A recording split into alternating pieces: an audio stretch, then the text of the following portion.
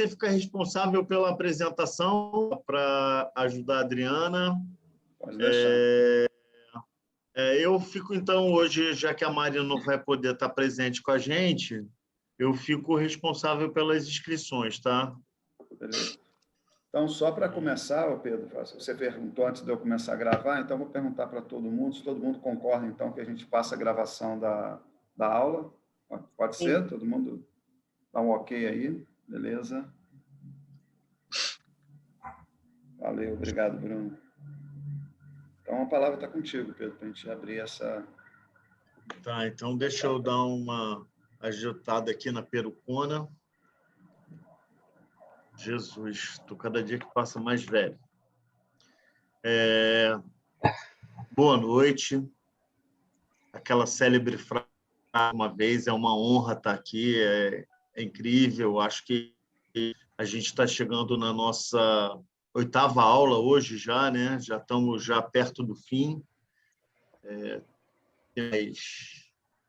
Temos o professor Marcos Sorrentino na próxima semana, o Carlos Alberto Rachid, Abi Rachid, lá de Paraty. Depois a gente tem a Nicole, falando sobre a questão dos acordos climáticos. E eu ensino com a minha aula que nunca acabou, que vai acabar na próxima semana. Então, Adriana, hoje a gente tem a presença da jornalista, diretora de políticas públicas do Instituto Socioambiental. Assim, eu quero dizer aqui de público, ainda bem que está gravando, que eu acho que é uma das instituições da sociedade civil mais importantes que a gente tem no mundo e nesse país, o Instituto Socioambiental. Contribuiu muito para a minha formação política. Eu tenho coleções de parabólicas, que eram as revistas que o Instituto Socioambiental... leio periódicos, leio o site, me informo, é um espaço de informação ambiental importantíssimo. Recomendo que as pessoas procurem o socioambiental.org. É fundamental, acho que assim, e ter a Adriana, eu acho que para a gente que está fazendo formação em política ambiental, em política marxista, é estratégico, porque a Adriana está no centro da há mais de 20 anos, está lá em Brasília, acompanhando o que acontece na elaboração das políticas ambientais. Então, só para dizer para vocês, eu tive a honra de estar do lado da Adriana quando a gente estabeleceu o sistema na unidade de conservação, a concessão de florestas, o marco... Lei da Mata Atlântica. A Lei da Mata Atlântica, tanta coisa que se passa aí nesses últimos 20 anos, 25 anos que a gente se conhece, que é fantástico. Assim. Eu acho que a Adriana é uma... Hoje, a Adriana, quando eu falei na reunião do Fórum de Justiça Climática que ia estar aqui, convida ela de novo para o nosso próximo encontro. Pode deixar. Então, eu já deixo aqui o convite que o Fórum de Justiça Climática, no nosso encontro lá do final do ano, vai te convidar para você estar com a gente.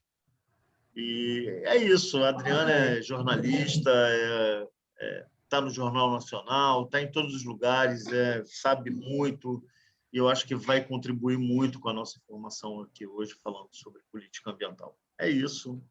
A palavra é sua. Muito bom ter com a gente. Poxa, super obrigado, Pedrão, por essa super apresentação. Não é tudo isso, gente, mas o que é verdade é que a gente realmente se conhece há mais de 20 anos aí nessa luta. Eu, como o Pedrão já falou também, eu sou uma carioca que vivo em Brasília há quase 30 anos.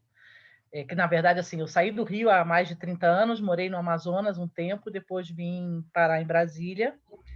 E nesse tempo, aqui em Brasília, principalmente, eu tenho trabalhado acompanhando o que acontece no Congresso e no governo. O ISA, que é a instituição que eu trabalho, também atua muito no judiciário. A gente, né, tem uma uma abordagem de trabalho de incidência política que pega os três poderes, e nesses 25 anos trabalhando aqui, a gente, enfim, viveu, viu se consolidar, um quadro político, institucional, de meio ambiente bastante sólido, que, lamentavelmente, como todo mundo sabe, vem sendo desmontado de uma forma bastante aviltante. Eu queria que vocês ficassem super à vontade para me interromper, em vez de eu falar, e a gente fazer as perguntas só no final. No geral, assim, já houve tempos de que, para falar sobre política ambiental, uma hora era muito pouco para a gente falar o que acontecia naquele momento, de como a política andava naquele momento. E, lamentavelmente, na situação que a gente está vivendo hoje, a gente tem muito pouco a falar sobre a atualidade do ponto de vista concreto, positivo, de políticas que estão funcionando. Então, eu vou voltar um pouco no tempo também, fazendo um pouco como o Pedrão e voltando um pouco num histórico, mas vou fazer isso relativamente rápido, só para dar uma ideia de como é que a política ambiental no Brasil chegou aonde chegou, do ponto de vista de uma construção, digamos assim, do entendimento da construção. O Daniel vai passar a apresentação, então podemos começar com ela. E vocês, por favor, fiquem super à vontade para me interromper.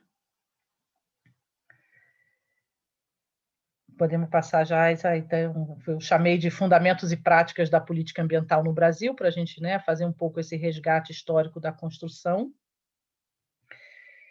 E aí a gente começa na Constituição de 1934, enfim, tem vários estudos, se você chamar historiadores, como José Augusto Pádua, por exemplo, ou outros que foram estudar as políticas do Império, enfim, como o Império tratou a questão ambiental. Você tem bastante coisa também, mas eu não sou historiadora, então eu vou mais buscar na origem das políticas e das regras que ainda hoje, digamos assim, dialogam com o que está acontecendo.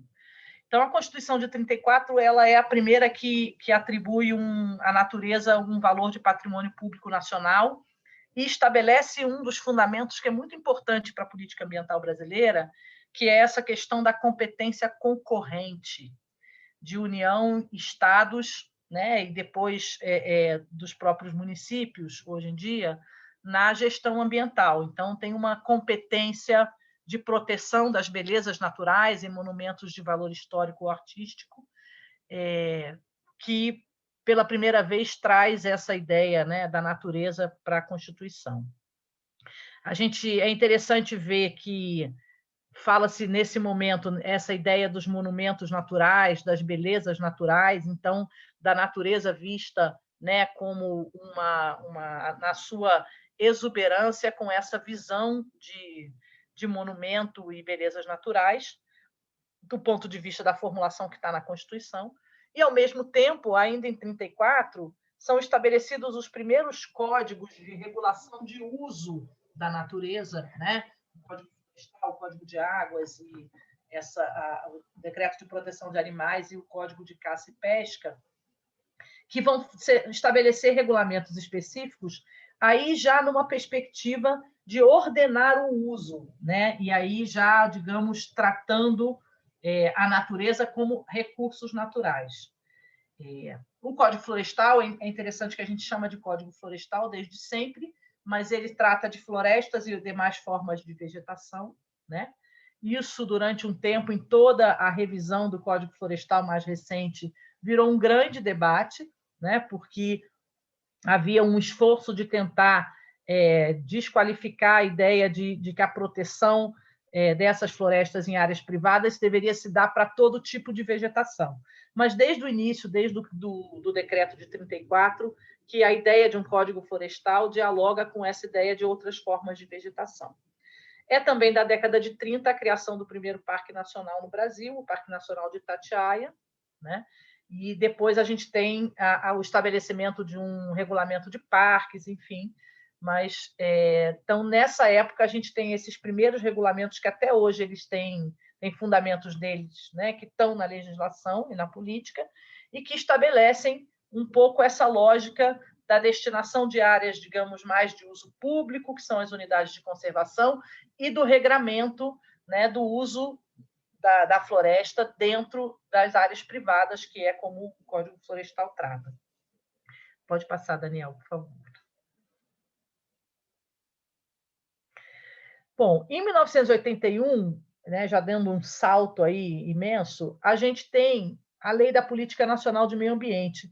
É bem interessante ver a construção da Lei da Política Nacional de Meio Ambiente, porque ela é anterior à Constituição brasileira, mas ela traz já uma série de avanços, né, para a legislação brasileira, que até hoje se mantém, sejam os principais instrumentos, sejam questões relacionadas, por exemplo, à questão da participação social, que a Lei da Política Nacional do Meio Ambiente é quase que uma lei pioneira no sentido de estabelecer a participação como um fundamento, né, de regrar que ela tem que acontecer em diferentes níveis e tal.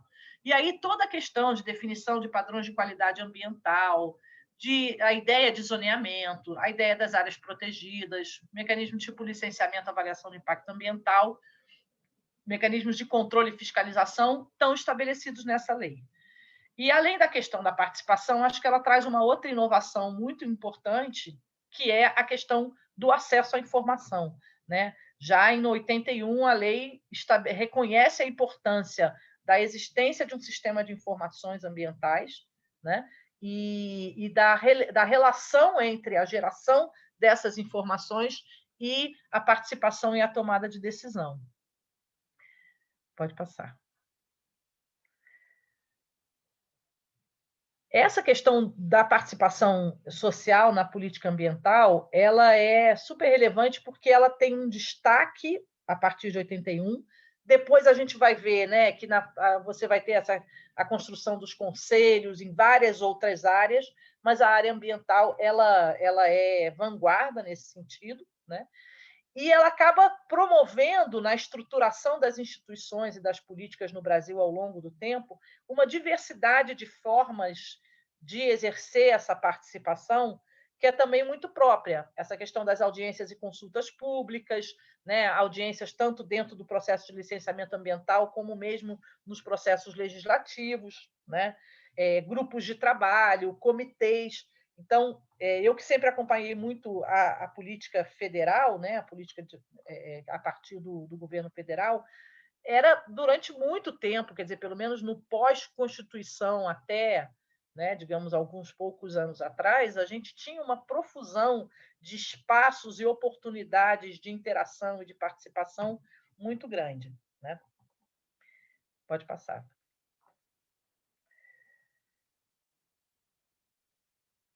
Vale a pena destacar no histórico, e talvez o Pedrão tenha passado um pouco por isso, que se bem que ele, como ele falou que ele parou no programa Nossa Natureza na década de 80, acho que não vai repetir muita coisa. Mas vale a pena destacar que mesmo esse esforço, por exemplo, a construção da Política Nacional de Meio Ambiente da década de 80, ela vem ela bebe muito na fonte do esforço internacional de debate sobre, né, essa questão ambiental, que começa em 1972 com a Conferência de Estocolmo, que é a que antecede, né, a primeira conferência que antecede a Rio 92. Pode passar. Então, era um debate internacional no qual várias pessoas do Brasil participaram e que acabaram, digamos, trazendo de volta, né, para a construção das nossas políticas e tal, essas reflexões, né? E numa época, inclusive, em que você tinha esses debates começam a promover uma mudança muito significativa, né, na forma de olhar para o meio ambiente, na forma de pensar a gestão do meio ambiente. Então, em 1972, você tem essa declaração de Estocolmo, né, que, pela primeira vez, traz para a agenda política a compreensão de que a dimensão ambiental ela vai condicionar e até mesmo limitar, né, a ideia de crescimento econômico da forma como estava posta, né? E a ideia de uso de recursos naturais da forma como vinha sendo posta. Então, em 1972, esse debate começa, né? Pode passar para o próximo. Na sequência, a gente tem, em 1980, a publicação desse documento, que é um dos documentos também mais relevantes nesse histórico, porque ele, ao explorar essas interfaces, né, entre a manutenção das formas de vida, né, e o desenvolvimento, ele vai trazer pela primeira vez a ideia de desenvolvimento sustentável. Então, uma vez que você tem o reconhecimento de que os recursos são limitados e que o meio ambiente condiciona, né, a perspectiva de desenvolvimento, qual seria a solução? Que construção possível, né, você poderia ter para permitir um desenvolvimento que reconhecesse e respeitasse as limitações impostas pela manutenção da vida no planeta. Pode passar. E aí, em 82, a gente tem o relatório, né, da ONU, da Comissão da ONU, que é o relatório Brundtland, que era a primeira-ministra norueguesa que assumiu essa tarefa, em que consolida uma visão de desenvolvimento sustentável que já, digamos assim, coloca em xeque, né, a visão de desenvolvimento dos países. Então, é o documento onde digamos, a tensão entre, né, o modelo de desenvolvimento, né, que vem sendo desenvolvido, né, estabelecido, se coloca como um impeditivo à manutenção dos ecossistemas. Pode passar. Então, você vê, o relatório é de 82, quer dizer, ele tem todo um processo de discussão antes, a lei da gente surge exatamente entre um relatório e outro, né? No ápice desse debate, e acaba bebendo na fonte dessa conceituação do desenvolvimento sustentável, né? Essa ideia de que você pensa a política ambiental, né, a partir das suas necessidades agora, mas sendo obrigado a considerar as necessidades do futuro. Parecia tão simples. Bom, em 89, a ONU decide realizar uma segunda conferência com o tema da Conferência de Estocolmo. E aí, então, se estabelece a realização da Rio 92. E aí é interessante porque já tem esse reconhecimento de que o objetivo é reverter os processos de degradação, quer dizer, precisa mudar mesmo, né? Enfim, 30 anos vão se passar e a gente continua, digamos assim, tendo que repetir a mesma coisa. A Rio 92 foi considerada um grande sucesso, ela de fato foi um evento super importante. Pode passar. Sim.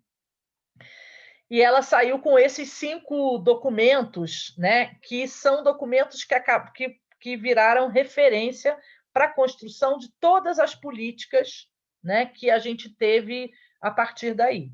Então, a Convenção de Clima, a Convenção de Biodiversidade, uma declaração sobre florestas, porque na época existia um interesse de estabelecer uma declaração, uma convenção sobre florestas separada da Convenção de Biodiversidade, que vinha do setor econômico de exploração de florestas. Então, eles não queriam que florestas ficassem sob a perspectiva da conservação da biodiversidade. E, ao mesmo tempo, existia um movimento contrário dizendo não dá para separar, né? E você ter uma convenção de biodiversidade e querer tratar florestas de outra maneira. Então, a solução foi ter uma declaração de florestas para discutir o que fazer com isso depois. Chegaram a criar um fórum, né? Acho que era um fórum ou painel que chamava sobre florestas depois, mas isso acabou também ficando um pouco pelo caminho. Você tem a Declaração do Rio, que é, digamos, o documento mais político, e a Agenda 21, que é o documento mais pragmático, digamos, que foi o documento, né, de orientação para as pessoas dizer, bom, e aí o que a gente faz e como é que a gente faz? As convenções, nesse momento, elas eram apenas o documento central, mais genérico, né, que demandava uma série de debates dali para frente, de implementação, de protocolos, de mecanismos, enfim. Pode passar. A Rio 92 foi anunciada como uma coisa extremamente inovadora e que dali para frente nada seria como antes. Para o Brasil, ela foi extremamente importante porque ela consolidou a ideia do Brasil como um parceiro importante da cooperação internacional na área ambiental, né? Então, ela, de fato, viabilizou a vinda de grandes programas ambientais, especialmente o programa piloto, que para as regiões de Mata Atlântica e Amazônia foi um programa fundamental, porque ele foi um programa, por exemplo, a gente já tinha no Programa Nacional do Meio Ambiente, por exemplo, que ajudou a estruturar a maior parte do Sistema Nacional do Meio Ambiente. Mas o PPG-7 teve um apoio também muito forte nos estados de Mata Atlântica e de Amazônia para isso, desde construir a sede das secretarias de meio ambiente, ajudar a estruturar órgãos estaduais de meio ambiente, né? Ajudar a desenvolver legislações, né? Práticas, implementar sistemas de controle. Então, os programas de cooperação eles foram extremamente relevantes no Brasil, sempre para a área ambiental, porque toda a estruturação dependia muito disso, né? Pode passar. Vou olhar o tempo aqui. Bom, de lá para cá, né, do ponto de vista do cenário internacional, a gente avançou em várias coisas, mas travou em várias outras, né? Então, hoje, por exemplo, você tem as principais convenções vivendo impasses tipo históricos. Elas estão há anos travadas em temas que elas não conseguem avançar. Então, você não consegue, por exemplo, ter grandes reduções das emissões de gases de efeito estufa. O país que mais reduziu suas emissões até hoje no mundo foi o Brasil, né? Quer dizer, acho que agora talvez as mudanças que a China está fazendo pode ser que cheguem, né, que estejam chegando próximo. Mas foi a redução dos desmatamentos na Amazônia no período entre 2004 e 2012 que, na verdade, fizeram a maior redução de emissões de um país no mundo, porque, apesar de você ter vários países signatários da Convenção de Clima, essas reduções não vieram, né? Agora, por exemplo, tem toda essa expectativa de que, com o novo governo, os Estados Unidos vai retomar, né, o compromisso com o Acordo de Paris e a Convenção, mas ainda assim vocês vão ver, né, quer dizer, tem um debate imenso de viabilizar essa agenda norte-americana com base no mercado de carbono, o que muito provavelmente também vai colocar em xeque a ideia de redução de emissões. Mas isso é uma outra conversa. Mas no caso da Convenção de Biodiversidade, por exemplo, também, quer dizer, toda a expectativa de que a convenção ia regular, né, acordos para uso comercial da biodiversidade, que iam alavancar a ideia de conservação da biodiversidade, também não aconteceram. Hoje, inclusive, né, quando se discute muito essa questão de bioeconomia, um dos riscos que a gente tem é que você tem um potencial de desenvolvimento de bioeconomia muito forte em laboratório, que não necessariamente vai depender da manutenção das áreas, né, de vegetação nativa para que essa biodiversidade tenha um aproveitamento econômico. Então, isso também foi, digamos, uma fragilidade, né, uma falência até agora do sistema internacional nessa área. A gente não conseguiu avançar com a questão da incorporação das variáveis de sustentabilidade em outros acordos internacionais, em outros processos políticos. Então, por exemplo, até hoje você vai ver na Organização Mundial do Comércio, hoje em dia todo mundo fala de meio ambiente, de sustentabilidade, mas objetivamente, quais são os indicadores, as variáveis que vão condicionar acordos e tal, elas não existem, né? A questão dos indicadores econômicos também, quer dizer, a gente continua tendo o PIB e outros indicadores econômicos que não consideram de nenhuma forma, né, parâmetros de sustentabilidade. Todo o debate da Rio+20, que era em torno dessa ideia, né, que gerou a ideia de ODS, ela é meio que assim, é uma solução encontrada para você estabelecer um novo parâmetro, uma nova métrica, estabelecer metas para os países avançarem, né, na direção dos ODS, mas não alterou, não olhou para a forma como os países organizam sua economia. Então, de uma certa forma, a política ambiental, tanto no campo internacional e no campo nacional, a gente vai ver uma coisa muito parecida, ela vai sempre tentando se ajustar, de trazer algum tipo de instrumento, de mecanismo para, né, conseguir estabelecer uma gestão ambiental, mas ela não consegue alterar a forma como as outras políticas são desenvolvidas. Então, ela está sempre sendo uma política, digamos, de compensação e de contenção, né? Mas não consegue pautar mudanças nas políticas econômicas para que você tenha, de fato, resolver o problema, digamos, na origem, né? Pode passar, Daniel, por favor.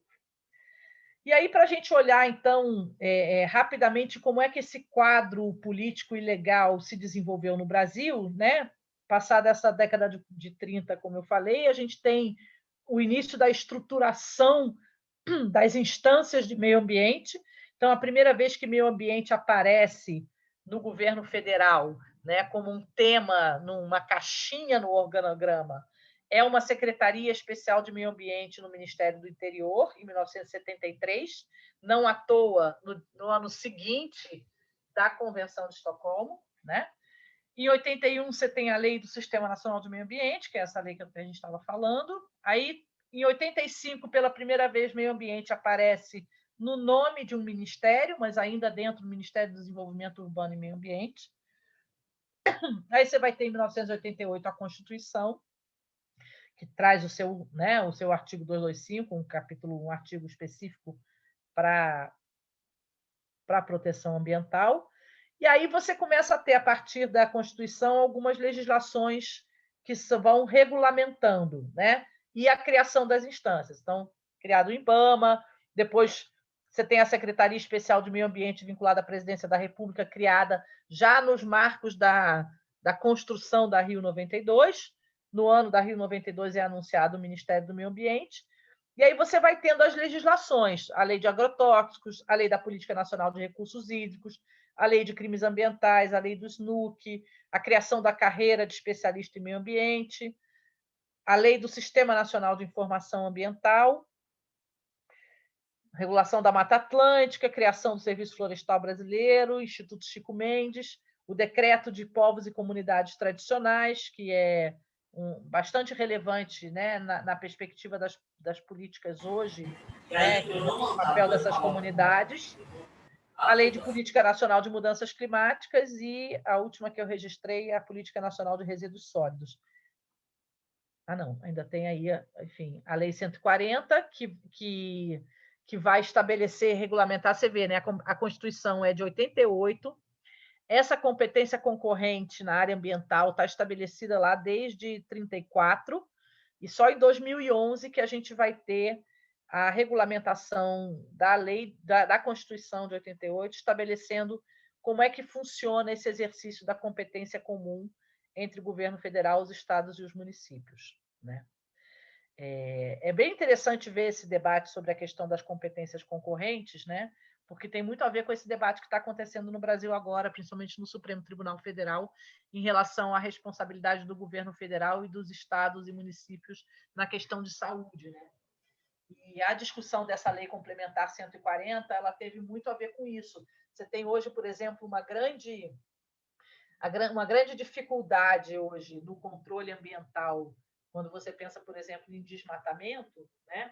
Tem a ver com essa dissociação entre quem faz a fiscalização, quem autoriza os desmatamentos, né? E com a lei 140, uma boa parte da responsabilidade do governo federal na parte de fiscalização acabou sendo transferida, né?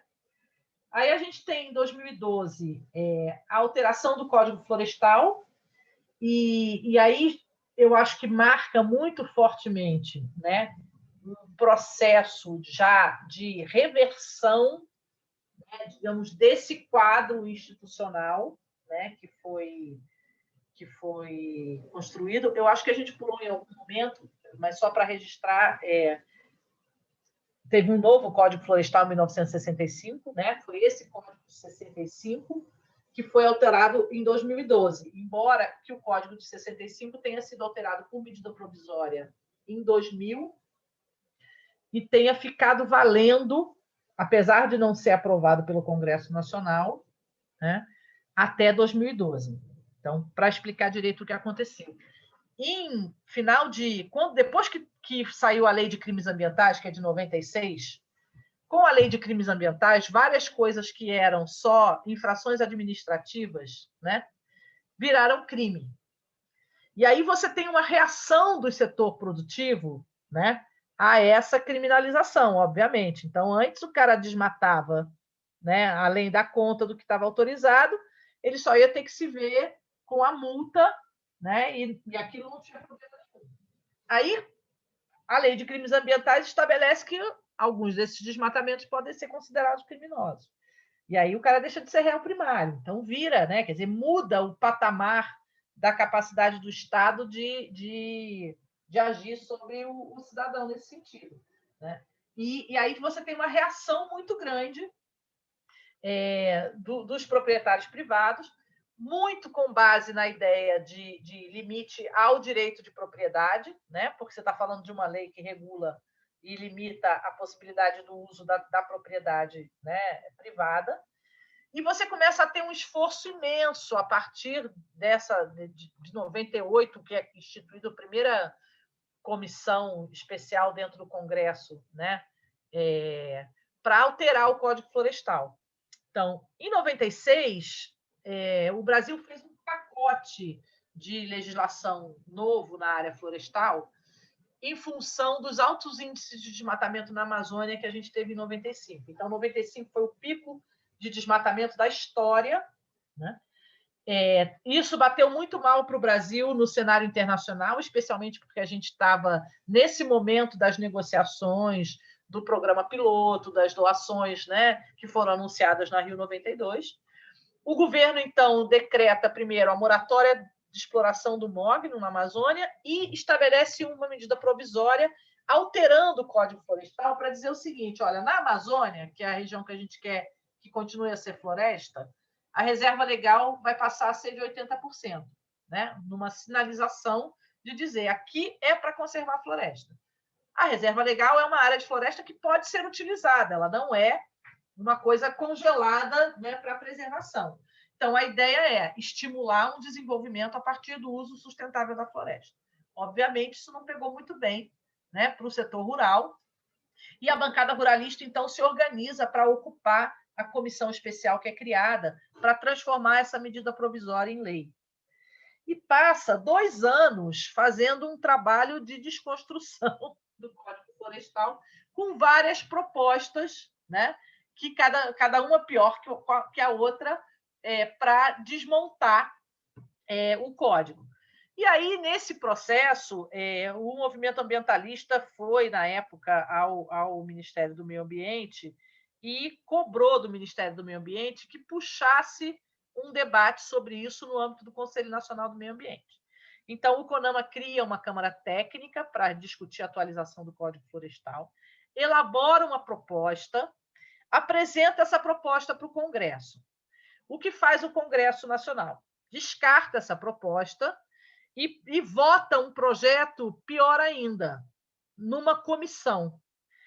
Mas o que aconteceu nesse momento, né? Estávamos no governo Fernando Henrique Cardoso e uma grande mobilização, uma campanha muito grande chamada SOS Florestas, mobilizada pela sociedade civil, né? Levantou milhares de assinaturas, manifestações de artistas, entendeu? Até a Turma da Mônica saiu fazendo manifestação, e essa época era uma época que a gente ainda não tinha, né, a internet como a gente tem hoje, assim. Já se usava a internet, mas não dessa forma como a gente tem hoje. Mas, ainda assim, foi uma campanha grande que mobilizou muita gente e que conseguiu, né, botar uma pressão no presidente da República, que mandou o líder dele no Congresso chegar na comissão, né, quando a comissão tinha aprovado a proposta, e dizer: olha, o governo não está de acordo com essa proposta e não quer que essa proposta seja levada ao plenário. Então, o que aconteceu? A medida provisória, ela nessa época, você editava uma medida provisória e a cada 30 dias você reeditava ela, mudando o número, para ela ficar valendo. A medida provisória ficou valendo até 2000, mais ou menos, quando o presidente, ao tomar essa decisão e mandar paralisar o processo, ele pega o texto que o CONAMA tinha feito, que tinha sido aprovado com consenso, quase que com consenso, na verdade, contra o voto da Confederação Nacional da Agricultura. Naquela época, o Ministério da Agricultura foi enquadrado para votar com o governo, né? E o Fernando Henrique Cardoso, então, assina a proposta elaborada pelo CONAMA como uma versão da medida provisória. E, na sequência, o Congresso altera a regra de tramitação das medidas provisórias, fazendo com que qualquer medida provisória que tivesse assinada e valendo até ali, e que não tivesse sido transformada em lei, ficava valendo sem precisar ser aprovada pelo Congresso. Então, a gente teve, de 2000 a 2012, um Código Florestal que foi elaborado pelo Conselho Nacional do Meio Ambiente, numa proposta articulada fundamentalmente pela sociedade civil, com alguns governos estaduais, né? E que segurou a onda de uma legislação numa qualidade muito superior ao que o Congresso já queria mudar. Em 2012, né, a conjuntura deu digamos, um reforço, né, no poder da bancada ruralista, e eles, então, conseguem alterar o Código Florestal no início de um processo de descaracterização desse marco legal que a gente tem, né? Pode passar.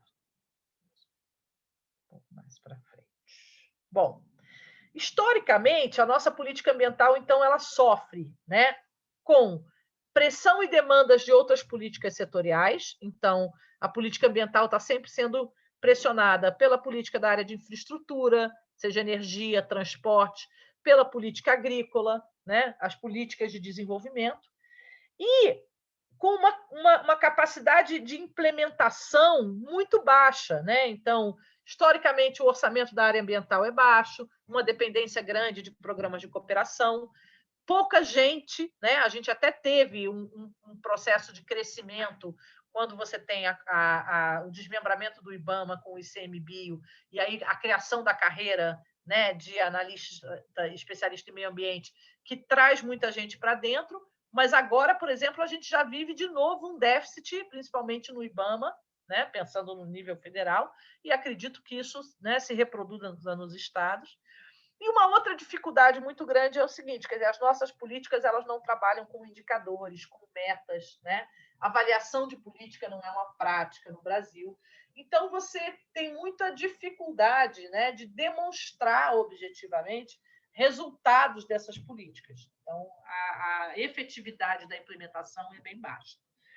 Além disso, bom, o nosso sistema político, né, favorece essa representação de interesses econômicos no Congresso Nacional, é um problema para qualquer perspectiva de desenvolvimento sustentável. A gente tem um alto índice de ilegalidade, né, na exploração ambiental. Então, você querer fazer qualquer coisa de agenda positiva, você está concorrendo com a ilegalidade. A implementação da legislação ambiental é frágil. Tem uma questão que eu acho que é um problema para nós do campo ambiental, né? É que há uma expectativa de que você vai resolver o problema ambiental gerando negócios que vão fazer as pessoas ganharem dinheiro, né? Eu acho que não é que eu não acredite que você possa ter negócios sustentáveis, eu acredito que você pode ter, mas eu acho que essa expectativa de que você sempre tem que ter uma política ambiental para responder a essa expectativa vira um problema, né? Porque o objetivo da política ambiental não pode ser esse. De novo, a questão da baixa incorporação da sustentabilidade nas políticas de desenvolvimento. Eu acho que é isso. Não sei se tem mais alguma coisa, Daniel. Passa aí. Ah, bom. Tem o quadro atual, né? Bom, esse quadro geral, quer dizer, então a gente vê, o Brasil avançou, conseguiu construir uma legislação, conseguiu construir instituições, programas de cooperação, conseguiu avançar bastante e conseguiu essa conquista, por exemplo, da redução do desmatamento na Amazônia, que é uma conquista grande, né? Importante. Apesar disso, a gente sempre lutando contra, né, essa maré. E no momento atual, a gente tem a situação assim, quer dizer, aqueles setores mais negacionistas, aqueles setores que veem meio ambiente com base em políticas, em teorias conspiratórias, né? Aqueles setores que organizam a criminalidade, né? Que atuam de forma ilegal, que são racistas e que, portanto, fomentam um racismo ambiental também, esses setores chegaram ao poder no governo federal, né?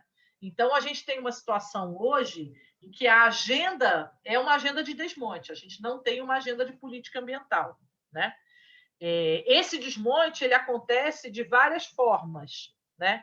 Na área ambiental, uma das formas de se desmontar a eficácia das políticas ambientais tem sido a militarização, que é uma regra geral no governo, mas que na área ambiental, no governo federal, ela atingiu assim, o ápice, né? A gente tem hoje no Instituto Chico Mendes, todos os diretores são policiais militares do estado de São Paulo, né?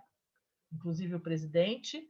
A gente tem no Ministério do Meio Ambiente vários cargos sendo ocupados por militares, o que por si já é um desvio, porque você não está falando de pessoas que tenham, né, formação e especialidade, experiência nisso, mas, por fim, acaba sendo você valorizar aquela ferramenta, que é a ferramenta do controle, sendo que, se você está falando de um governo que tem o racismo ambiental entre as suas características, você não, e que defende a ilegalidade, você não está falando de uma agenda de controle contra a ilegalidade, né? Ou contra quem está atuando, né, de forma predatória. Você tem uma agenda militarizada, né, que vai, digamos, impactar negativamente, principalmente as comunidades, os povos que vivem em regiões onde dependeriam mais, né, do apoio, do controle ambiental, né, do Estado para garantir a preservação do meio ambiente. Bom, isso é um pouco assim do que eu trouxe de base para a gente conversar. É claro que, enfim, eu sou uma pessoa que trabalha numa organização que trabalha principalmente no âmbito nacional e a minha instituição trabalha fundamentalmente com temáticas relacionadas a áreas protegidas, povos indígenas, comunidades tradicionais. A gente trabalha muito pouco na área urbana. Então, a minha pegada não é uma pegada da área de política ambiental urbana. Mas, enfim, isso é um pouco da minha experiência, e aí eu fico aqui aberta para a gente conversar, inclusive, sobre esses outros assuntos. Obrigada. Muito obrigado, Adriana. Muito obrigado, fantástico. É assustador, é fantástico, mas é assustador, né? A gente tem falado aqui no curso, apesar da última, né? E a de hoje também foi mais tranquila, né? Mas, assim, a gente sempre vem com essa temática, né? Que é essa temática do abandono, né? Da temática que a gente tem vivido hoje, como você tem falado, do desmonte, não sei o quê. Então, gente, o Pedro vai falar um pouquinho, né? Para concluir aí, e aí a gente está aberto às inscrições para quem quiser fazer pergunta, e eu me inscrevo depois.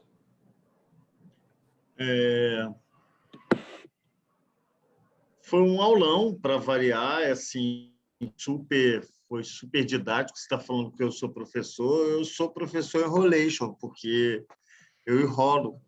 E você foi lá e pá, pum, pum, pum, pá, foi muito bom, queria te agradecer. E está aberto para pergunta. Eu já vou abrir a pergunta aqui. Daniel Paiva está escrito. Então, assim, a minha primeira pergunta é assim, quais os impactos que você acha, assim, pensando numa perspectiva de futuro, assim, a gente consegue frear esse governo, tá? Então, vamos fazer uma suposição, né? A gente consegue barrar esse governo e a gente elege o companheiro Lula. Nem colocando aqui a gente eleger alguém do nosso partido, mas pensando no eventual segundo turno, nosso apoio ao camarada Lula e tal, no eventual segundo turno.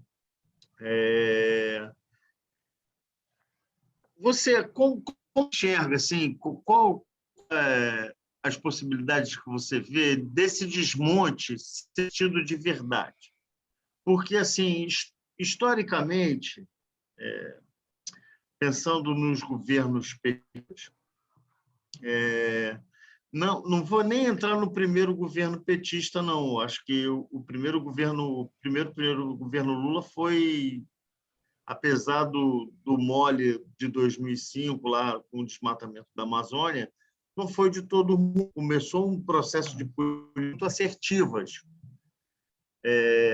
Já o governo da Dilma, né, o primeiro governo da Dilma, ele é desastroso já para a política. E aí eu acho que muito do que a gente está vivendo agora, esse desmonte, é um reflexo do que foi construído naquele momento lá, né?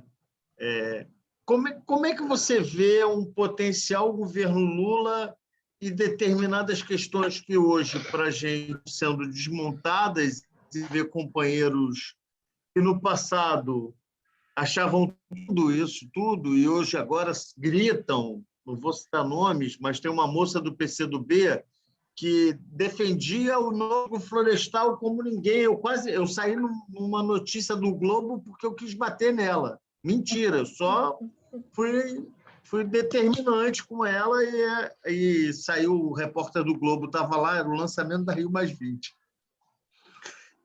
E aí você vê a ação dessa gente quando eles forem governos e essas que para eles lá, eles fizeram alguns desmontes. Como você enxerga que vai ser esse cenário com a saída do Bolsonaro e a entrada do governo Lula? Sim, esse suposto governo Lula, porque a gente não tem garantia nenhuma de que o Bolsonaro vai sair, a gente não tem garantia nenhuma que ele não vai dar um golpe, né? Essas coisas todas que a gente sabe, principalmente você que está em Brasília. Mas, assim, um suposto, como você acha que seria isso?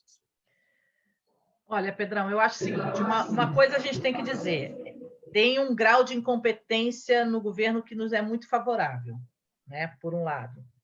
Embora que eu acho que tem mais incompetência no resto do governo do que no ministro do Meio Ambiente, porque ele é muito assertivo no que ele quer fazer. Então, mas tem digamos assim, muitas coisas se conseguiu impedir ou reverter na justiça, né? Então, nem tudo que eles quiseram fazer, ou que eles estão querendo fazer, eles estão conseguindo. Então, eu acho que a gente mantém, sim, digamos, uma base de alguma coisa, né? Do ponto de vista de alguns de regulamentos institucionais, que nos dá condição de reconstruir. Eu não tenho dúvida disso. Isso vai passar e a gente vai ter que trabalhar. Mas eu acho que a gente vai ter que trabalhar muito, porque a verdade é que, por exemplo, o nosso setor privado, né, mesmo aquele que é mais comprometido com as questões ambientais e, enfim, que participa de processos multissetoriais, desses fóruns e se compromete e tal, ele não mexe uma palha para impedir qualquer regulamento de ser flexibilizado no Congresso. Então, a ideia das regras flexíveis, né, quer dizer, que é essa lógica do mercado se regula e tal, isso a gente já perdeu e a gente vai continuar perdendo, porque qualquer governo que venha vai ter que vir, certo? Numa composição, né?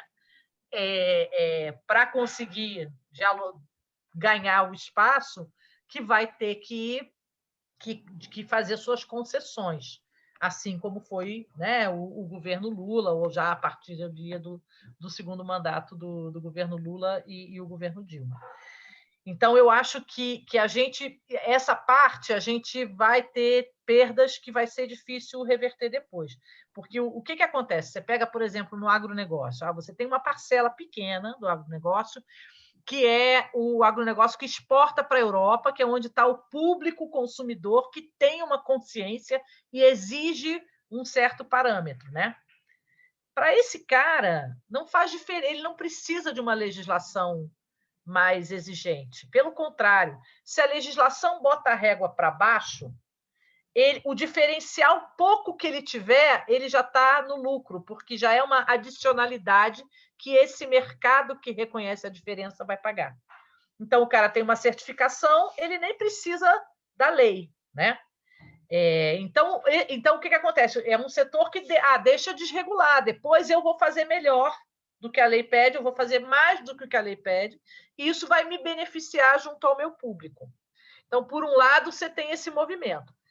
A gente está vivendo uma situação curiosa, que é a seguinte: a situação do Brasil chegou num descontrole ambiental tão grande com esse governo que os mercados, né, você tem uma série de manifestações de setor financeiro, de cooperação internacional e tal, dizendo, não, espera aí, eu preciso ter alguma segurança maior, porque para um acordo, né, comercial internacional, não basta você dizer que você vai se basear na certificação privada do cara, porque, né, você vai ter um descontrole que não faz sentido. Não me interessa comprar só desse fulano e ter certeza que esse produto não causou desmatamento, se na televisão a floresta está queimando, ninguém vai acreditar nisso, né? Então, você tem uma situação hoje que você tem uma pressão maior sobre o Brasil, mas eu não acho que isso vai significar que a gente vai conseguir segurar muito essas legislações. Eu acho que esse ano vai ser um ano punk no Congresso Nacional, por exemplo,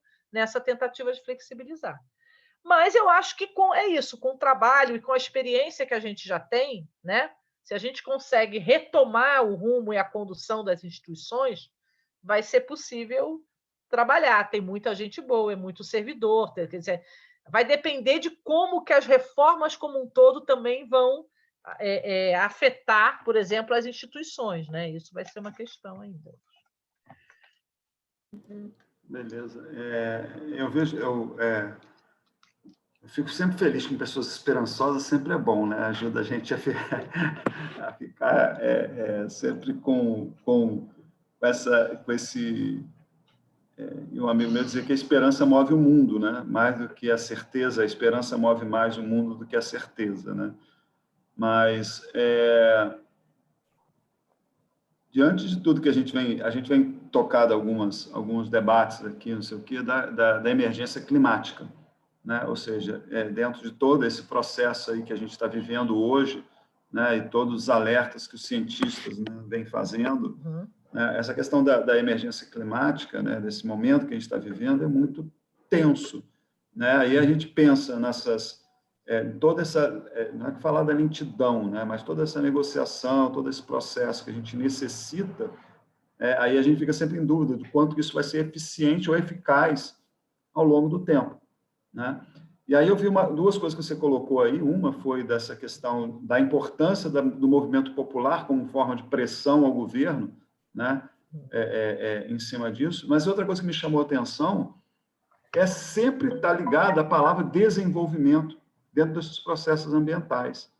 Ou seja, você está sempre colocando, sempre em todo momento que você está colocando as leis, as discussões, a Rio+, a Rio 92, o Acordo de Paris, por aí vai, todos eles estão sempre discutindo a questão de ambiente e desenvolvimento, como se fossem duas coisas que pudessem, de antemão, estar andando de mãos dadas, sem muito problema. Ou seja, a disputa, no meu entender, ela já passa por aí. Ela já começa no título efetivo das coisas. Então, como é que a gente, hoje, dentro dessa visão assim, sua esperançosa das mudanças, né, a gente concilia essa emergência climática, né, essa emergência que a gente está no mundo, e com essa disputa efetiva do capital dentro dessas pautas? Porque é isso, quando se chama de ambientalismo e desenvolvimento, é claro, já está de antemão colocado a questão do capital nesse processo. Como é que a gente consegue conciliar essas duas coisas na sua visão, nessa sua história aí, jornalística aí? Enfim, eu tenho, digamos assim, sentimentos dúbios e contraditórios sobre isso. Por um lado, eu tenho o fato de trabalhar com povos indígenas, e está aqui a Helena que está aqui. Helena Valper, é você que está aí? Eu vi rapidamente. Oi, sim! Então, sim, Adriana! Vou falar dos índios. Imagina se eu te perder aqui. Tô adorando, linda, adorando. Então, muito bom.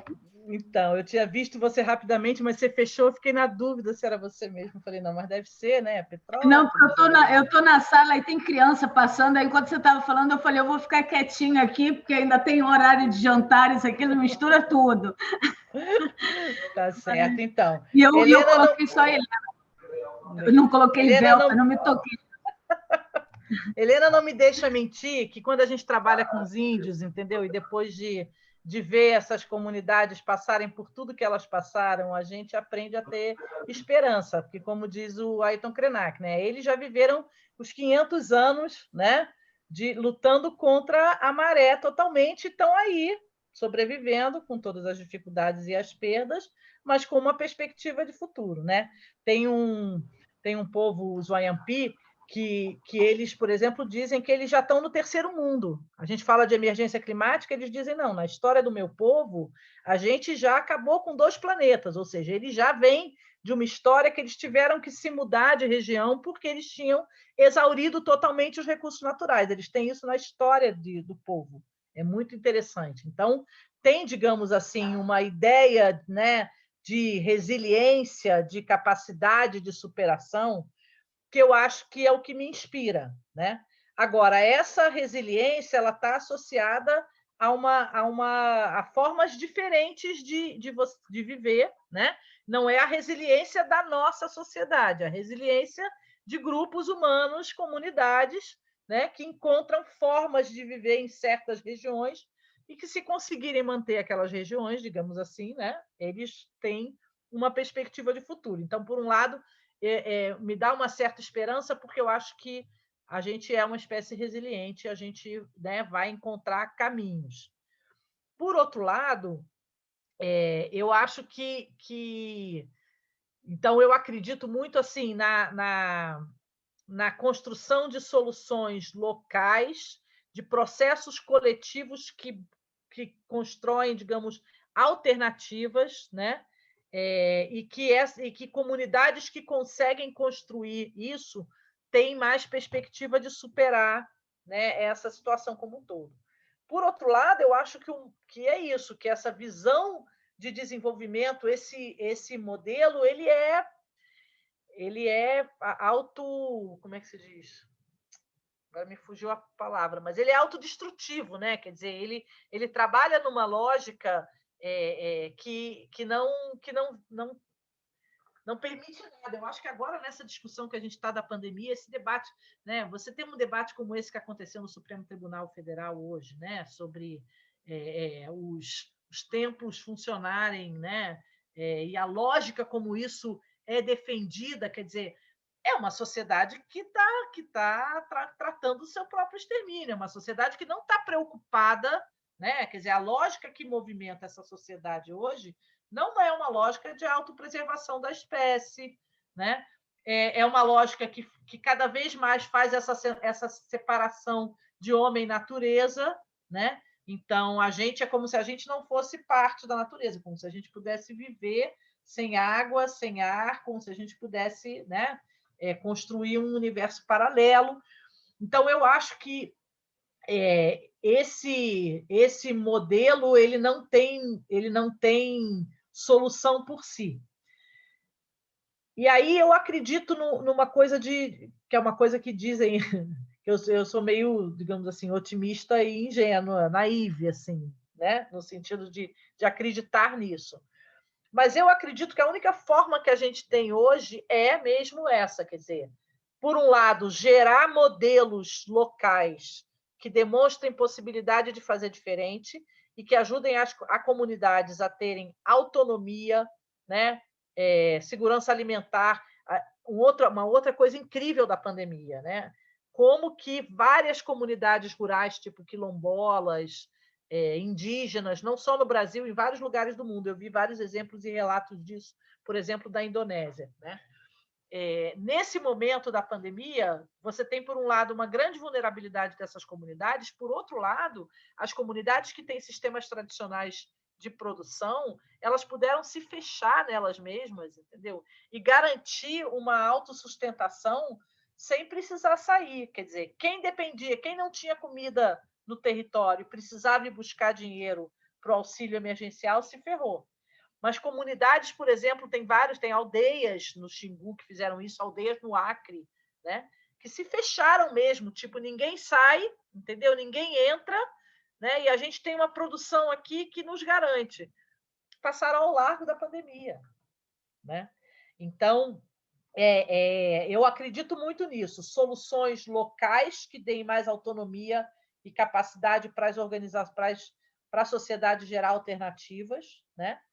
Força da sociedade a partir dessas experiências para pressionar os governos, as empresas e estabelecer limites, estabelecer regulamentos, modular, né, digamos, a forma do capital se desenvolver.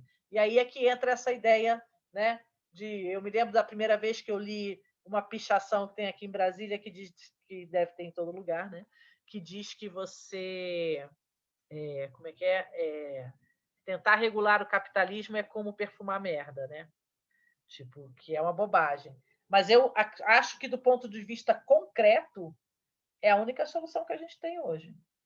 É ter massa crítica na sociedade para gerar limitações e regras, condicionalidades, entendeu? E tentar dialogar com essa ânsia avassaladora do capital, né, sobre a natureza.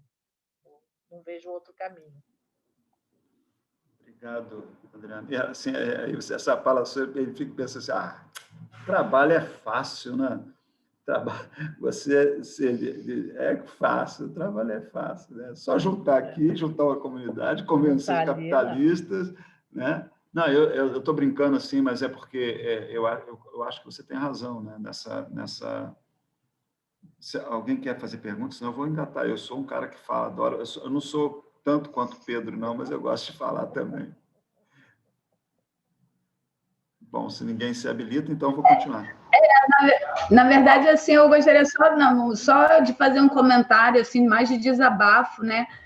Com relação que eu acho que uma das coisas assim que, pelo menos assim, a mim assim mais confunde nesse momento é porque, enfim, embora todo esse conhecimento, né, sobre os efeitos do aquecimento global, da atividade humana, enfim, já tivesse vindo, a gente sabia que ele ainda não era uma coisa popularizada, ela não estava ali visível, palpável para todo mundo, e parece que no momento em que isso se torna palpável, veio todo o negacionismo e veio o retrocesso, né?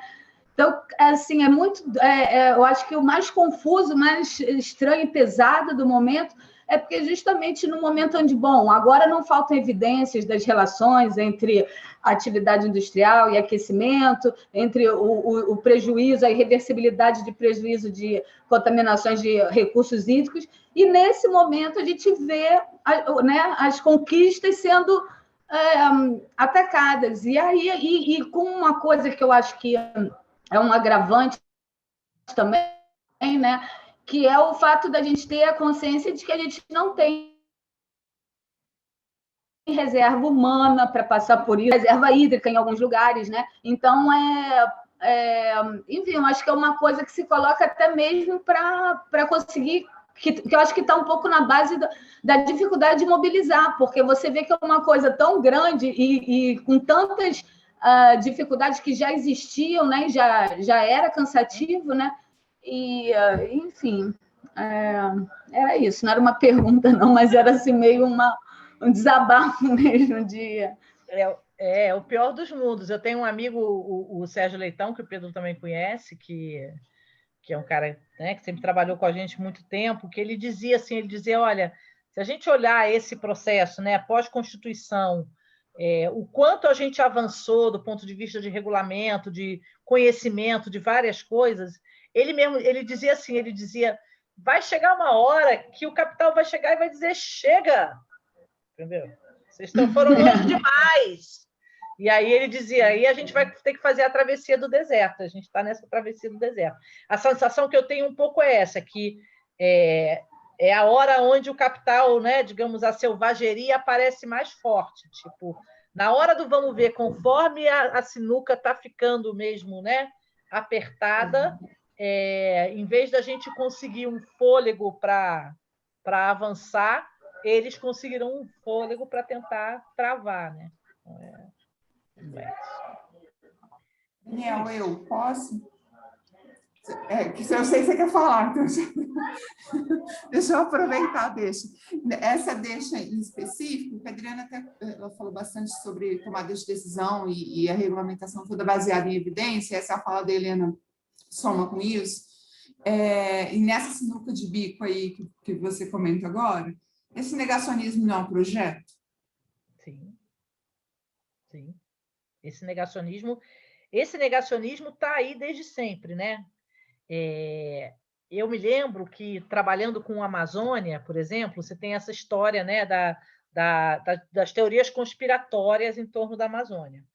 Essas teorias, elas sempre foram, historicamente, elas foram alimentadas pelo lobby armamentista, o lobby da biotecnologia, dos transgênicos, o lobby dos agrotóxicos.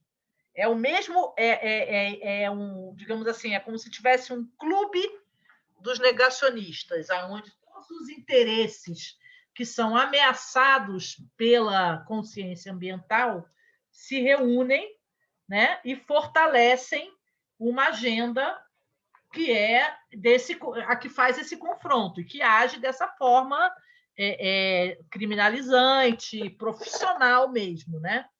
E aí o que aconteceu foi isso, é que, de uma certa forma, esse negacionismo ele era um radical num ponto, né?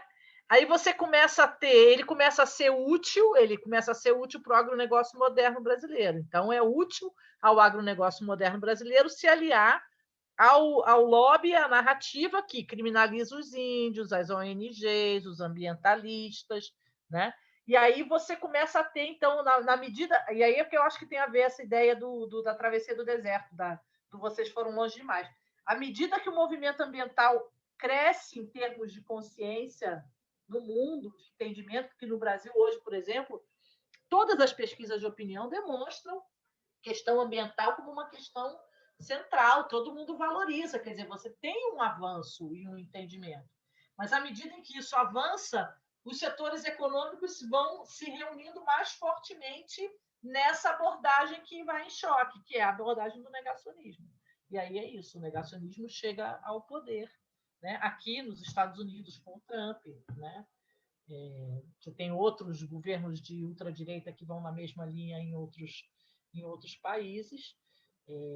Você tem um movimento articulado mesmo e de projeto mesmo, é isso aí. A questão agora, e é por isso que agora é tão curiosa essa situação que a gente está vivendo no Brasil em relação a como o setor privado se manifesta, né? Porque você vê, quer dizer, você tem gente, né, que faz questão de se posicionar, porque, nossa, isso já é um absurdo, você está num país que estão morrendo 400 mil pessoas e você tem esse estrupício de presidente e tal, não sei o quê, né? Então, tem muita gente no setor privado que vai se manifestar. Mas esse cara do setor privado, ele não vai necessariamente fazer um lobby contra um projeto de lei que está lá, contra o outro, entendeu? Então, para ele também acaba sendo, em alguma medida, confortável. Então, ele deixa acontecer. Deixa eu fazer uma pergunta. Falando que eu... Daniel, rapidinho, posso, antes de tu, só fazer... Eu me coçando. Quando fala dessa questão do negacionismo, me lembra três commodities asquerosos. Assim. O primeiro é o tabaco, né? O tabaco, enquanto indústria, ele já sabia do mal que o cigarro fazia e fazia pesquisa dizendo que o cigarro fazia bem. Ao contrário, é a maconha, né? A maconha foi proibida como estratégia para poder fundir o fio da lycra, né? O fio sintético, para não se utilizar o fio do cano. E aí veio as coisas da letargia, as pessoas são burras, ignorantes. Né? Eu lembro que, quando eu era moleque, a prova mais oficial contra a maconha era um moleque sentado e alguém puxava descarga, que fumar maconha você só era um merda. Essa era a propaganda. Né? Quando a gente sabe que não tem nada disso. Né? E, por último, petróleo, né? O petróleo financia o negacionismo climático. Sim, Financia. Essa história da Terra plana tem muito dedo da indústria do petróleo, entendeu? E que a climática é uma mentira é o dedo do petróleo. Então, é só para a gente entender, colocar isso para ver o quanto o jogo é podre do capital. Era rápido, viu, Daniel? Pedro, você está de parabéns. Pedro está melhorando. Se a gente até o final, ele vai conseguir ser sucinto. Muito bom, Pedro. Eu gosto de implicar com o Pedro, coitado. Pedro, sempre eu pego no pé dele. Mas esse é amor, Pedro. Fique tranquilo. Deixa eu falar. Uma coisa assim, uma crítica, né? Uma crítica a essa questão a gente está falando do negacionismo, não sei o quê. Até quando o Pedro falou do petróleo, falando que a Terra é plana, isso é para facilitar a perfuração do pré-sal, que aí ficar mais perto, entendeu? Mas a grande questão que eu vejo é o seguinte: a consequência que a gente vive desse negacionismo, aí é uma pergunta, né? Porque essa é uma coisa que está sempre na minha cabeça. É exatamente a não radicalidade quando a gente vai fazer alguma negociação ou alguma contestação para as lutas que a gente tem na esquerda. Ou de, pelo menos, não colocar claro um horizonte do que a gente está lutando. Né? Aí, uma fala do Alisson Mascaro, que ele coloca, é exatamente isso. Toda vez que a gente está negociando alguma coisa com o capital, né? Ou seja, através de reformas, ou seja, através de abrir pequenos espaços, pequenas concessões para que a gente alcance algum objetivo da esquerda, né? É isso que você colocou. Algum momento, o capital vai achar, agora chega. Vocês já brincaram demais, já concedi demais, já permiti demais, agora vão continuar aqui que eu preciso lucrar, eu preciso ganhar mais capital. Será que isso não falta mesmo nessa questão, quando a gente está falando de questão climática, a gente radicalizar um pouco mais nas propostas da esquerda, ou você acha que isso não é viável e que a gente tem que realmente estar fazendo esse contrapé para a gente conseguir, pelo menos, defender 80% da Amazônia? Não, eu acho que seria ótimo, mas a verdade, vamos combinar aqui entre nós, que ninguém mais nos ouça, né? É que a questão ambiental também nunca foi prioridade para a esquerda. Né? Então, nós temos uma esquerda de chão de fábrica, né? Quer dizer, uma outra pegada. Essa também é um desafio, né? Em todos os níveis. Então, eu brinco assim, a instituição que eu trabalho é uma instituição sempre mais moderada, digamos assim, né? Por um lado. Eu brinco que quanto mais velho eu vou ficando, mais radical eu vou ficando. Mas, ao mesmo tempo que eu vou ficando radical, né, eu acho que você precisa construir um processo de transição. Você precisa garantir uma forma de fazer essa transição. Porque não adianta você ser o radical que é fraco, né, e que vai ser atropelado. Então, você tem que construir, né, uma estratégia em que você radicaliza para esticar a corda, mas você encontra uma saída, né? Porque eu me lembro até de brincar, quer dizer, eu acho que a emergência climática nos estabelece um limite de tempo que fica difícil pensar em fazer a revolução antes para resolver o problema do clima depois, né? E aí eu acho que é isso, quer dizer, é uma situação difícil porque, por exemplo, mesmo quando eu falo dessa coisa da resiliência das comunidades, e eu acredito muito nisso, e não só em comunidades rurais, não, por exemplo, tem uma coisa que para mim é um dos grandes exemplos do que seria, né, solução para a gente, que são, por exemplo, essas modalidades de produção, né, tipo os CSAs, as comunidades de apoio à agricultura, né, em que você tem uma comunidade, mesmo urbana, que se associa, né, a um agricultor, que tem formas de garantir a segurança alimentar que passam mais ao largo, né, dos sistemas produtivos tradicionais, mais do capital e tal. Então, é uma coisa que parece romântica, ingênua, porque são ações pontuais, mas é que eu acho que é a multiplicidade, né, dessas diferentes formas de você construir alternativas que podem dar uma certa densidade nesse embate, né? Que é um embate que eu acho que tem que radicalizar na discussão, tem que apontar, né, o problema e o limite, né, do que se estabeleceu como projeto de desenvolvimento, e, ao mesmo tempo, tem que mostrar alguns caminhos, quer dizer, como é que você tenta fazer essa transição.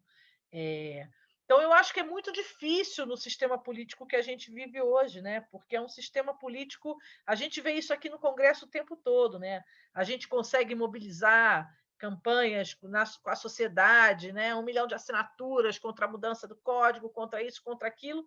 Não tem jeito, né? A representação política no Congresso vai conseguir maioria para aprovar. Então, você faz uma campanha contra, mas, ao mesmo tempo, você tem que ter um espaço de negociação para tentar diminuir a perda, porque se você vai por tudo ou nada, os caras têm maioria, então vai ser meio nada.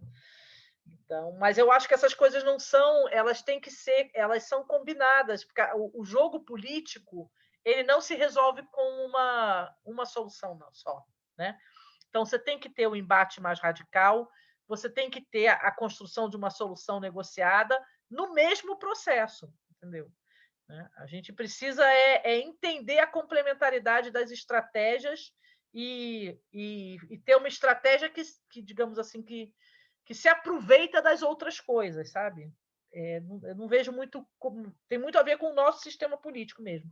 Não vejo muito como alterar isso, a não ser que a gente realmente consiga ter uma mudança que nos garanta mais participação, né, que nos garanta um equilíbrio maior de forças, o que eu acho bem difícil. Assim.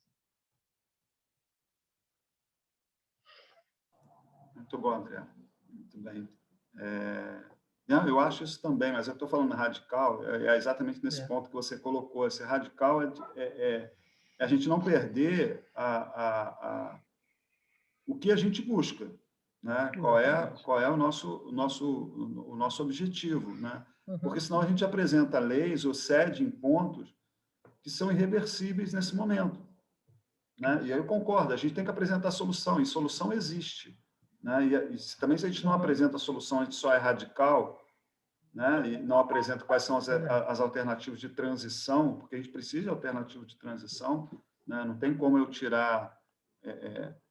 a gente não falar de alimentar, a gente está falando de segurança alimentar, e é isso, as pessoas, quem tem fome tem pressa, isso é uma verdade. A gente não pode esquecer disso. Claro. Não tem essa história da gente ficar falando assim, não, vamos radicalizar e que se dane as pessoas não vão comer. Entendeu? Eu concordo contigo.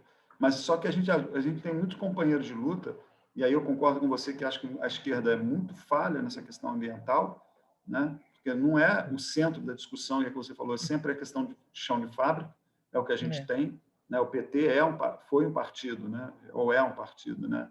Que nasce no chão de fábrica. Então, as reivindicações sempre foram essas, né? De salário, melhoria de salário, melhoria de condição de trabalho, independente do impacto que tem na natureza. Sim. Né?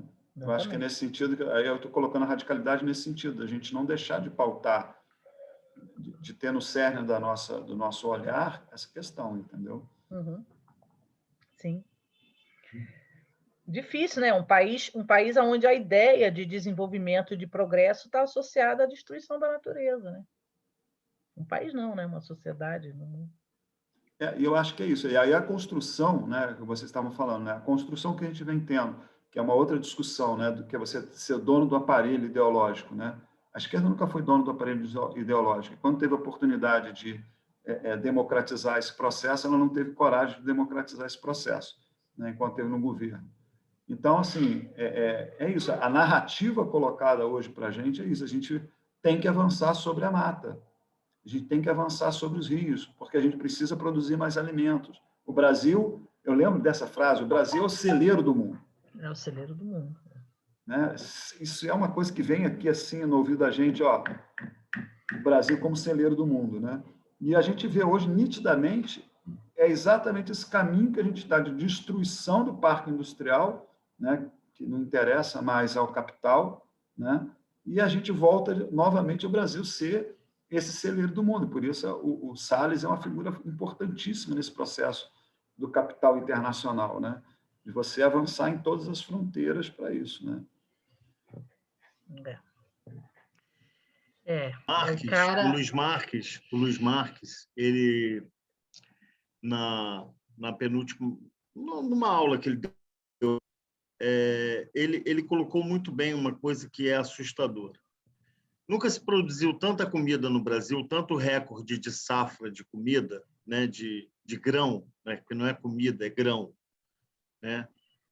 E eu não tenho hábito de comer feijão de soja, né? Se tivesse, ou proteína texturizada, não tem. São poucas pessoas. E nunca teve tanta gente passando fome nesse país de novo, né? Nunca se bateu tanto recorde na produção do agronegócio, né? E nunca teve tanta gente morrendo de fome. É um negócio que é assustador, né? O país que mais produz grãos é o país que tem 18 milhões de pessoas passando fome. Então, tem coisa errada nesse agronegócio aí, né? Nesse celeiro de produção do mundo, né? E aí, só para concluir aqui o que eu ia falar, a questão do desenvolvimento é muito clara. Enquanto meio ambiente for externalidade, né? É uma externalidade, está do lado de fora. Quando eu penso em economia, eu não penso o meio ambiente dentro dessa economia. Ele está sempre do lado de fora. Então, enquanto ele for uma externalidade econômica, é maravilhoso, porque aí eu faço um licenciamento, coloco condicionantes, e aí eu transformo esses condicionantes, em vez de eu fazer eles acontecer, eles viram responsabilidade social. E a gente está aqui no Rio, Adriana, aqui tem a maior siderúrgica da América Latina, que já teve vários nomes. Agora ela chama Ternium. Você nem deve saber que ela chama Ternium. Não sabia mesmo, não. Ela agora chama Ternium. Companhia Siderúrgica do Atlântico, já foi não sei o que, não sei o que lá, não sei o que lá, agora chama Ternium. A Ternium, ela vai ter que tirar a nova licença, porque tem 15 anos e aí tem que fazer uma nova licença. E aí o Pax está com uma campanha incrível, e que a gente, na Araera, é parceiro, que é licença para quê? Né? Licença para quê? Essa licença é para continuar poluindo? Porque isso eles já fazem, então não precisa de licença. A licença é para matar as pessoas com chuva de prata? Para que é essa licença? Né? Então, é isso que eu queria colocar. Assim. Só isso. É muito... Mas a gente não desiste, não. É isso que eu acho que é fantástico. Porque quando a gente está aqui nesse curso com essas pessoas, né? A gente está formando novas pessoas que vão formar novas pessoas e a gente vai continuar na batalha, entendeu? Por exemplo, eu conheço a Helena, eu fiquei super feliz de ver de novo. Eu conheço a Helena de Petrópolis e de construir a Escola Waldorf, né? De pensar a Escola Waldorf em Petrópolis. Então, foi assim que eu conheci a Helena, montando a Casa de Schiller. Tem tanto tempo isso também. Então, Verdade. essas coisas só para você ter dimensão, a Helena conheceu a Letícia pequena. A Letícia já é uma mulher. Entendeu? É isso. É isso. E a gente está na luta de desistir. Não tem como desistir, né? É isso que eu ia falar. Na verdade, por exemplo, para mim, toda essa formação que a gente está fazendo, para mim é um papo novo. Eu nunca fui ecologista. Eu nunca fui da área ambiental, né? E desde que a gente começou a formação, isso para mim tem ficado muito claro o quanto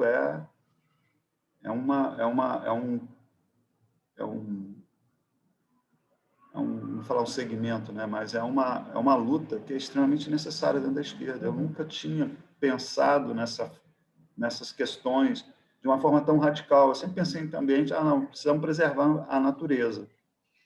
Precisamos, Petrópolis, né? Precisamos conservar aqui, explorar o nosso meio ambiente com alternativas econômicas usando o meio ambiente.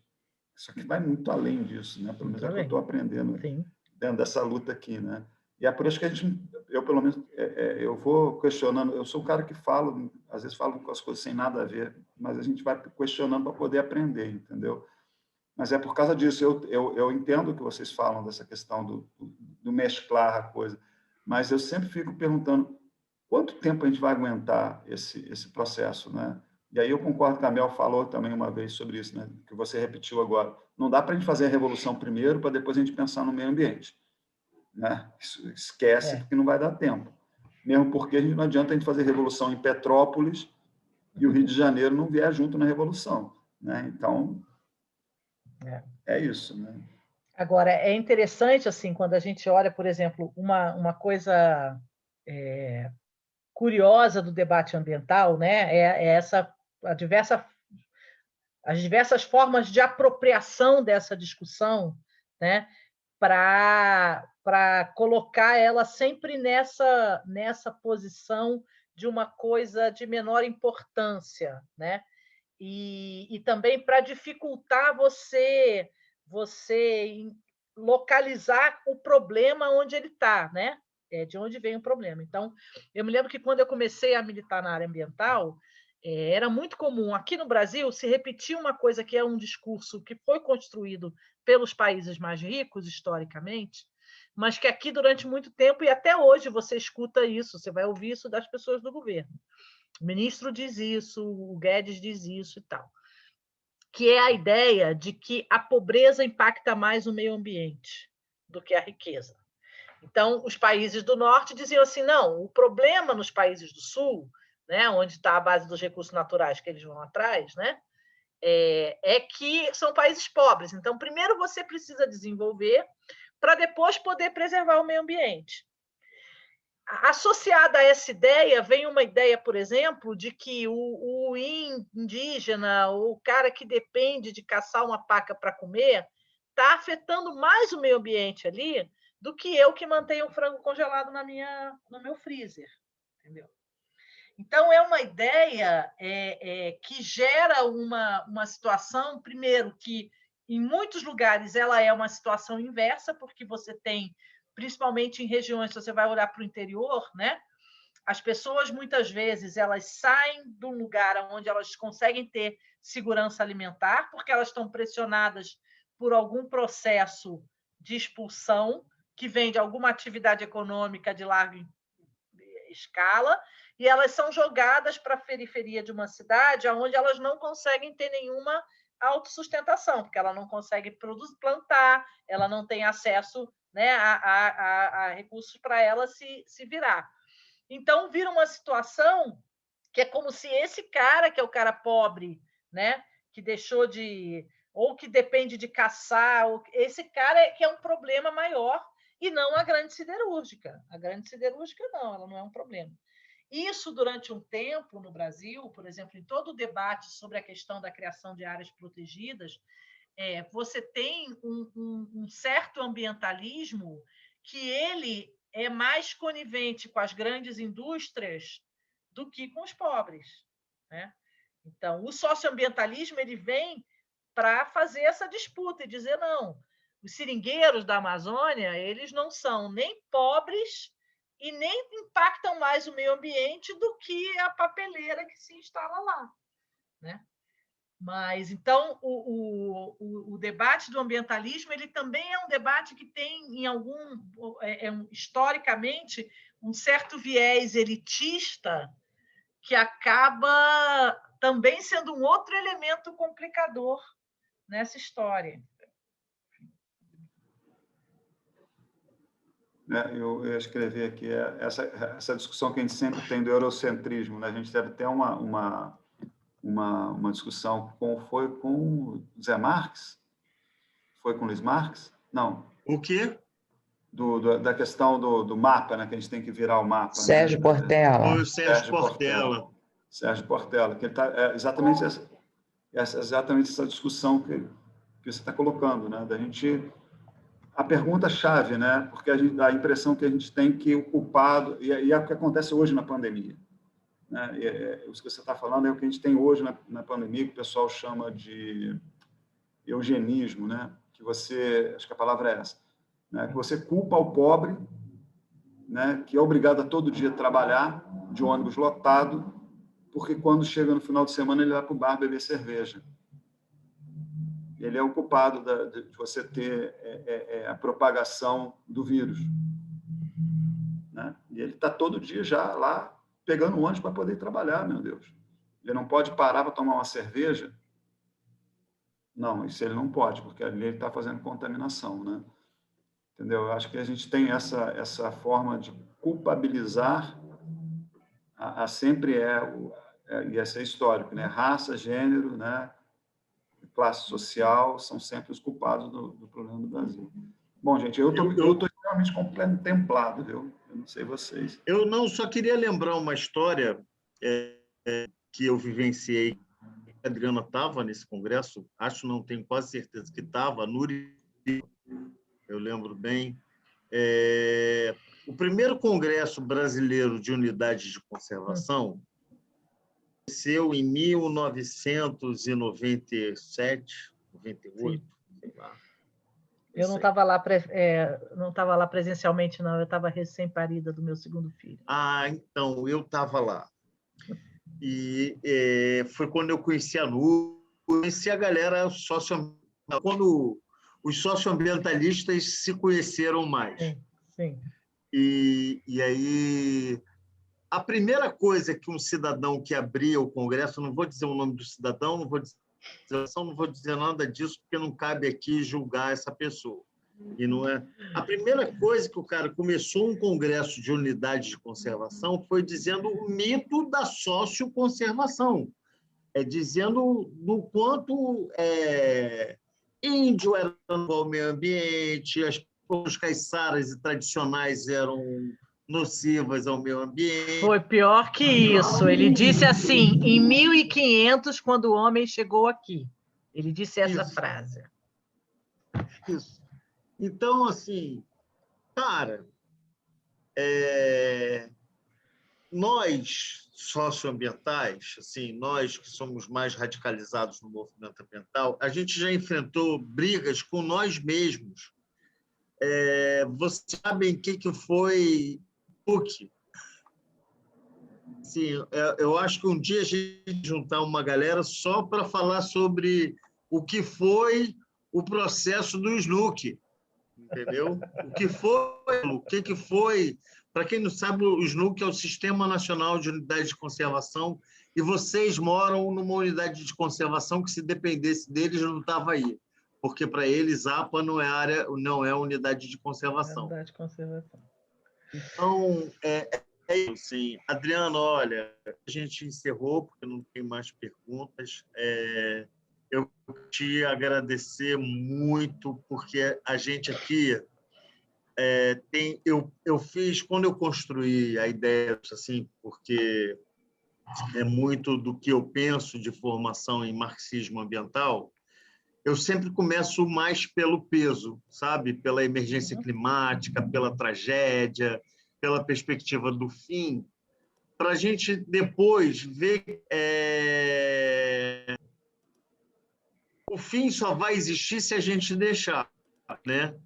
E que o fim não é esse fim que a gente pensa, né, apocalíptico, tragédias e tal, é um fim diferente, e que o capitalismo ele tem um papel estratégico e ele está desenhando esse fim. E assim, outro dia eu botei umas referências cinematográficas, alguém colocou, e foi fantástico, porque o que a gente era uma interseção, era um conjunto de e aí era Fahrenheit 451, Os 12 Macacos, O Admirável Mundo Novo e 1984, né?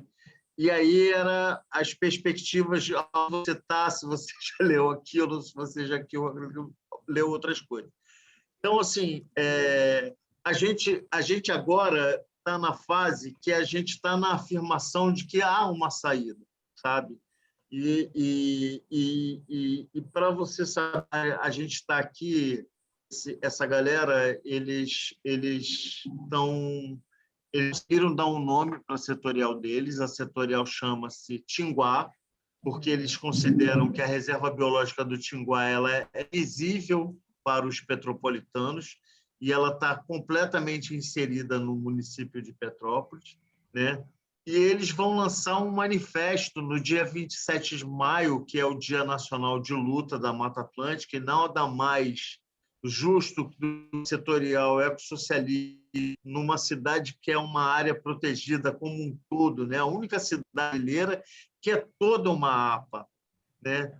Lançar o manifesto do Tinguá, da setorial socialista de Petrópolis, no dia 27 de maio.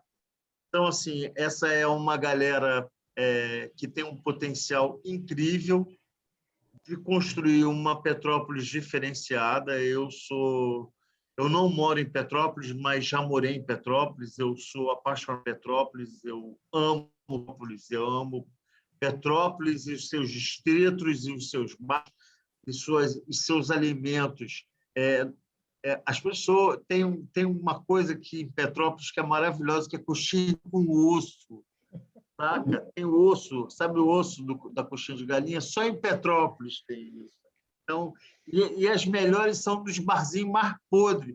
Eu lembro quando eu ia de ônibus para Petrópolis, a minha coisa, eu sou gordo, né?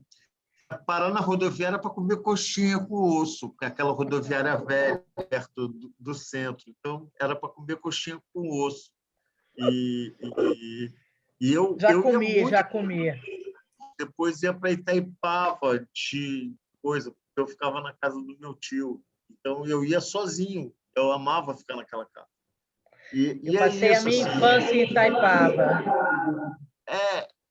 Eu não, porque a casa de Itaipava do meu tio já tinha 15 anos, então não é mais a infância, né? Já é adolescente. Mas meu tio não tinha filhos. Eu sou afilhado deles, né? Então a casa era meio que a minha, porque eu era o afilhado, né? Então só que a minha tia também vendeu essa casa, mas eu vou herdar o apartamento da Gávea, me dei bem. Mas eu não quero que ela morra, não. Mas eu não quero que ela morra, não. Eu preferia a casa de Petrópolis, eu não queria o apartamento da Gávea. Da coxinha da galinha para... É que eu sou uma mulher da síntese. E aí, Adriana, eu queria... Isso. Então, assim, é só para dizer Pedro, alerta, Pedro. Peraí. É rápido. É só para agradecer. Acho que essa jogada do Pedro de começar pela catástrofe e vir para alguns caminhos possíveis, eu acho que é interessante, porque a não ser que Gaia se levante, se vingue e resolva lutar pelos seus direitos, a gente precisa pensar em outras opções de modo de vida, e acho que é isso que você trouxe para a gente. Tem opções, a gente tem exemplos, né, que eles se multipliquem, e aí agradecer por essa pontinha aí de esperança, porque também, como disse Daniel, não tem, ou é agora, não dá tempo de pensar em revolução, ou é agora que a gente começa a dar opção, porque a gente precisa dar opção. Essa questão da pobreza é isso, a gente precisa dar opção. Eles não têm opção. Qual que é a opção? Né? Não tem opção, é querer o mesmo, é querer desejar o modelo hegemônico que a gente vive. Então, acho que é um pouco desse papel de ser criativo, de pensar, e tem opção. E talvez uma opção não eurocentrada, sulocentrada. Total. Exatamente, total.